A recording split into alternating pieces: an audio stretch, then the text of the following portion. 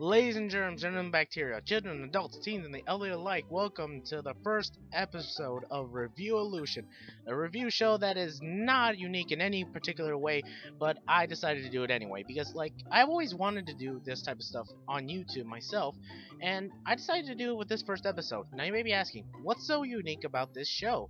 Well, nothing, of course, because it's not unique at all.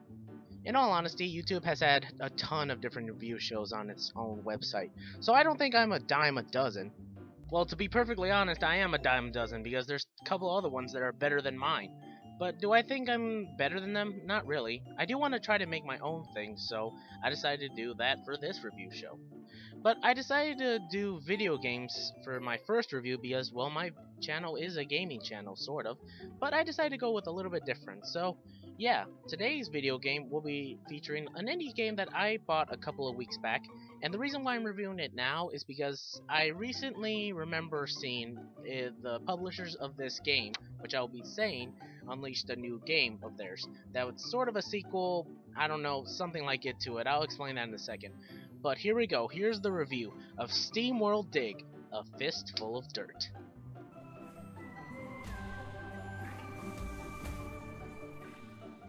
SteamWorld Dig, A Fistful of Dirt. Honestly, I had no idea what I was going to get myself into when I first purchased this game on Steam sale. In all honesty, I thought SteamWorld Dig was something completely different, but I am so glad I bought this game because I've had a ton of fun playing it, and being a robot myself, I just had to play it. SteamWorld Dig's genre is basically a 2D platforming digging mining game that's basically set in the Old West but with robots, and that's kind of a cool idea and premise. I like the whole Old West meets steampunk type of thing because it seems like a good idea, and honestly it works in this department. So how does SteamWorld Dig begin? Well, let's take a look.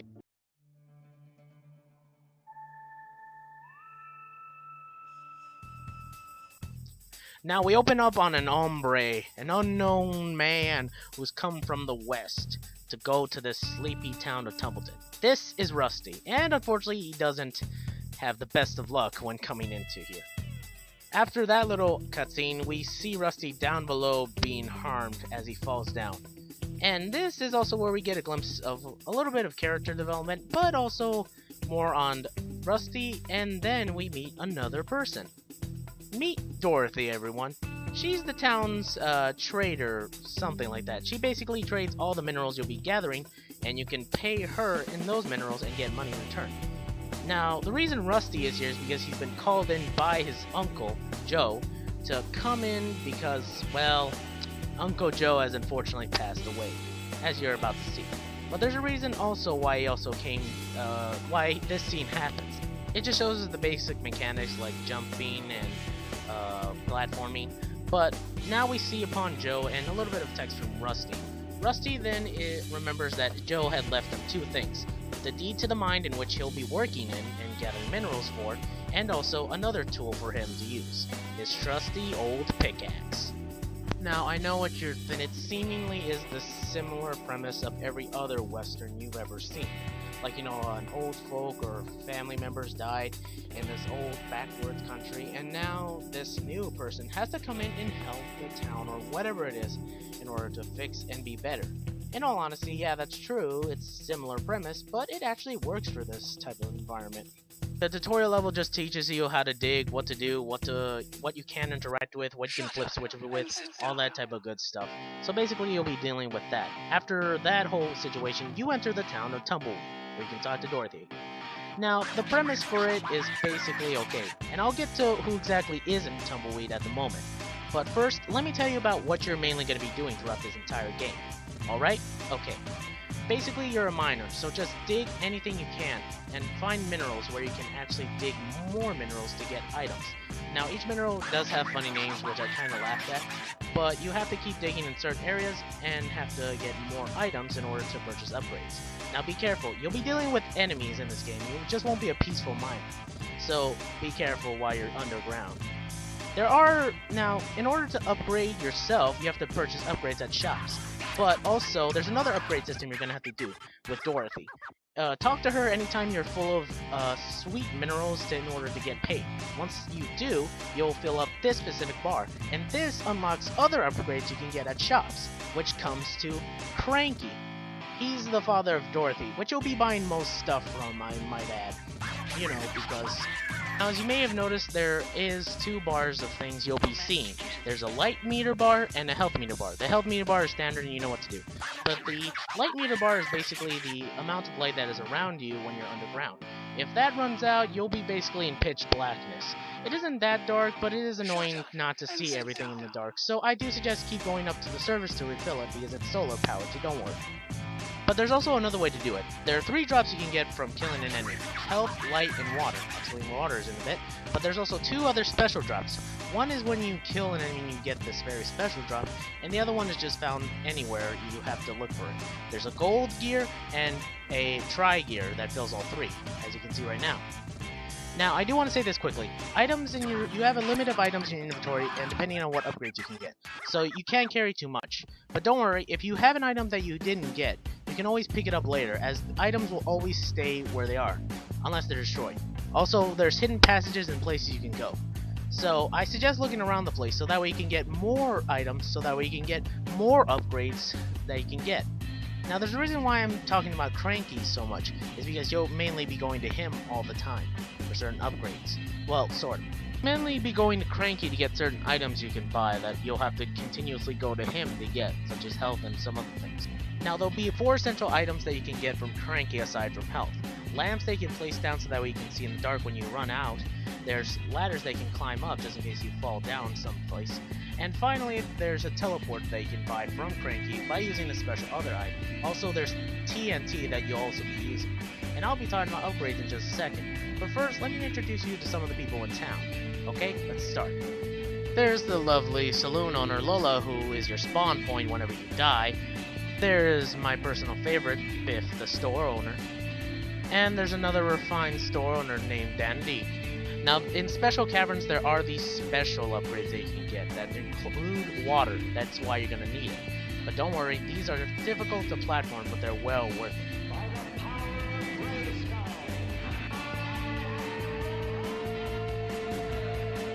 Now, these upgrades are going to be special in which they use water, which is going to be a new source you're going to have to use by finding puddles in the ground that you're going to have to use, and also you're going to have to find special orbs that are special minerals that you're going to collect. These things are basically other upgrades that you're going to need to either purchase or other upgrades for other weapons that you're going to be getting, but also need to upgrade them with those orbs as well as more money as they get more expensive and convoluted. So yeah, there's a few things you have to do basically. Dig up minerals to purchase more items, kill enemies in order to either refill health or just to survive, get super upgrades in order to get other upgrades, and then trade in your minerals to get more money and to level up to unlock other stuff.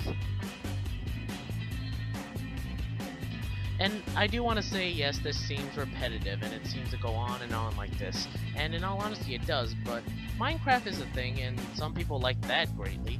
But, in all honesty, this game actually makes it a little bit more unique with some of the items you can get and upgrades you can get. It keeps the platforming fresh and, in all honesty, makes it more challenging, which I think is why I was so addicted to it in the first place. You'll have a couple of offensive tools to use, such as a pickaxe, a drill, and a steam punch. The pickaxe is just used normally to dig up minerals and other stuff. The drill is used to dig through solid rocks that are harder to get through, and the steam punch is to get to anything that is without reach from distances. You also have dynamite that can blow stuff up, but that's another item you can get later on. But let me talk about the moving abilities or maneuverable abilities you get. You get the steam run, which allows you to run faster and jump higher if you jump at the right moment for it. There's a couple. This basically helps you get around different places. There's also the steam jump, which if you look down and hold the jump button, you use some of your water to jump higher. There's also a secondary jump called the double jump or the spark jump, which allows you to jump higher. Now, these abilities will allow you to do certain things, especially getting around different places you need to, especially if you combine certain abilities with them, such as the steam jump with the spark jump and so on. So with most of these abilities, you should be able to get through anywhere without too much of a hassle. That's one of the biggest damn ladders I've ever seen. Climb the ladder, kid! Make yourself famous! Combine this with certain elemental factors and enemies you're gonna have to deal with, and it gives off a challenging sort of way of having to deal with mining.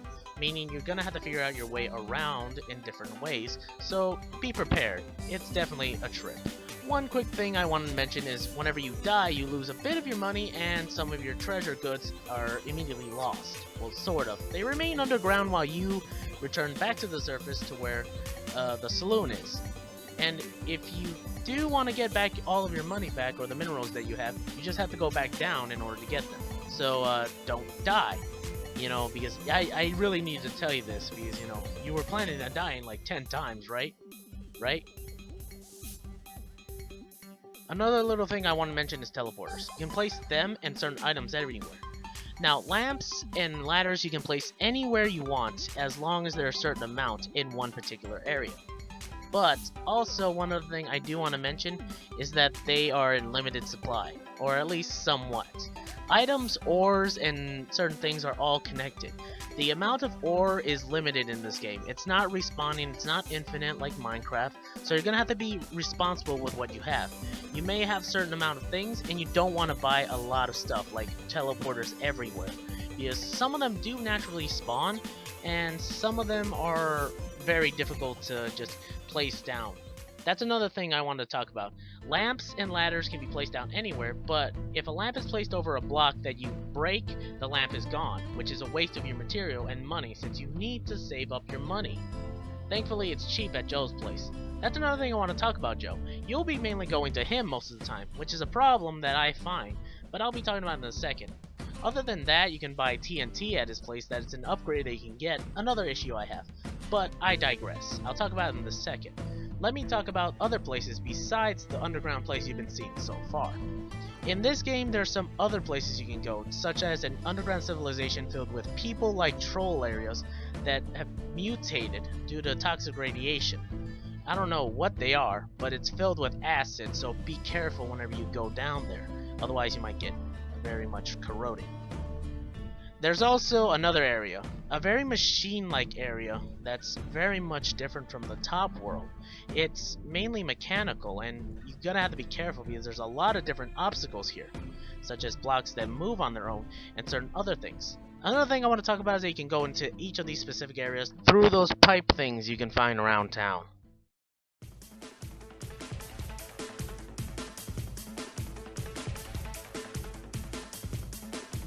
I've gotten every single upgrade in the game. You've very much maxed yourself out to the greatest degree.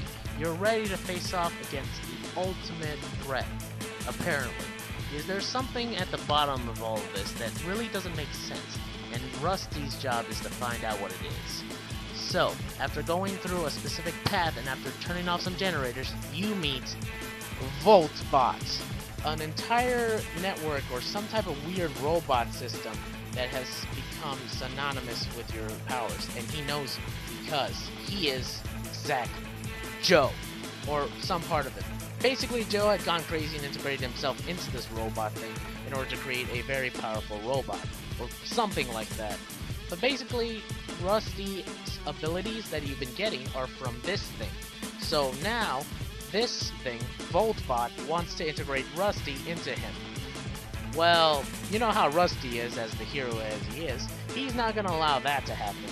So that means that Rusty will basically have to fight his way through this. And this is basically how the boss fight works. You're going to have to destroy each of these generators that are around the entire place, which you're going to have to jump around and deal with certain little aspects.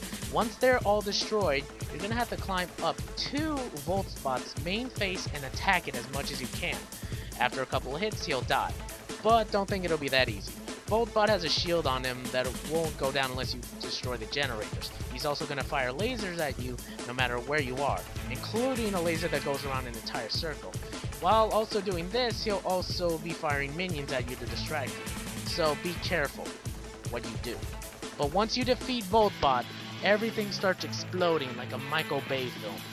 But in all honesty, after a little bit of time, everything starts blowing up like as you do in an upgrade.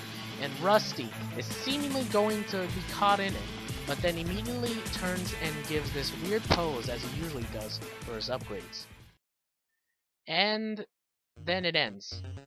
Well, we get this first cutscene of the other people in town mourning the loss of Rusty. Danny and the rest of them, and Dorothy, basically doing what they can, or just mourning over the loss, thinking he had died in the explosion that had caved in the entire underground.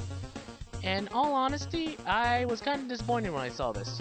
I thought Rusty was an okay character, and I liked him, so I was disappointed to see that he was basically gone, or supposedly in my mind. The truth is, he's not. In fact, the rest of the cutscene really shows this. But after the end credits, or after you're done with that cutscene, you get a few achievements, and you see Rusty, supposedly, and you get a score out of your complete status. How much you did, how much you died, and what exactly you got. And basically you see Rusty with glowing blue eyes, as if he's not himself anymore. Now this kind of upsetted me, because I didn't get the good ending, apparently. Now, I don't hate Image and Form like the people who developed this, but I don't know, maybe it's just me. But overall, that's kind of the end of SteamWorld Dig. It just ends there. To be honest, I was a little bit disappointed at the very end because I didn't know how to get the good ending. Basically, you have to destroy 2 generators before you get to Voltbot, and I don't know how to do that, so I was stuck with the bad ending. I may do that later for a future Let's Play. Plus, there were some other nitpicks here and there that I could talk about, and I will in just a second, that I really had issues with. Store things, limited supplies and items, breakable stuff, but I'll talk about characters right now.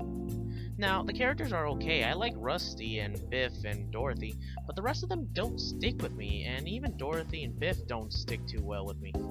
I mean, I really wish there was more character development between them, such as missions you could do with them so that way they'd like you more, or you could like them more, such as saving them from some of these creatures that do come out of the ground. Or maybe the saloon could have been a place where you could have talked to them, like you could actually interact with them freely in the saloon, while all of you guys were just having drinks or talking. It would have been fun to have that little interaction here and there. And that kind of leads into the next thing. The only real shop you ever go back to is Cranky's. Biff is one of the earliest examples of what I'm talking about. His upgrades are quick and cheap and you can get them, but you'll never really talk back to him to get anything. Cranky's the only one with any items you'll really want to replenish, like dynamite sticks, ladders, lamps. Everything you need, you're gonna have to go to him mainly after you buy all the upgrades. And so that's kind of bad for character development, I guess. I mean, you can't talk to anybody except for Cranky most of the time. Dorothy, yeah, but... Another issue I had was the autosave system. I appreciate it, but I really wish there was a choice for either auto or a manual save. Because, well, if I did buy certain items or use certain items and they broke or I was out of it, that means I couldn't go back to my previous save file in order to change certain things I did, or in order to get the good ending I wanted, like destroying the 2 engines. So that was a bit of an issue I had. Also, there were some weapons that I wish they could have added, like guns, and some items felt unnecessary to get for upgrades, such as TNT and the fall boots. I really wish you could have gotten them from other characters, like Biff or possibly Dandy. But overall, from my personal experience with SteamWorld Dig, how do I feel about it overall? Well, honestly, I enjoyed it. I greatly enjoyed this game. Overall, I do suggest you play this game yourself if you do want to get it. I honestly enjoyed the platforming, the mining. It felt like a 2D Minecraft, and to put it very shortly, there was a few jokes that I kind of laughed at. So, you know, go ahead and get it. But I do suggest getting it on a Steam sale when it's a cheaper pricey, because it's definitely worth more then. Because it's not really that long of a game, which is another problem, I guess. So overall, I have to say I enjoyed myself playing this game. It's definitely worth every penny at a cheaper price, I guess. But anyway guys, my name's Ultra Ultimate saying see you next time for the next review. I'll be reviewing other stuff on Review-O-Lution, such as books, TV shows, and series, maybe even movies. But until then, see you next time. Sayonara!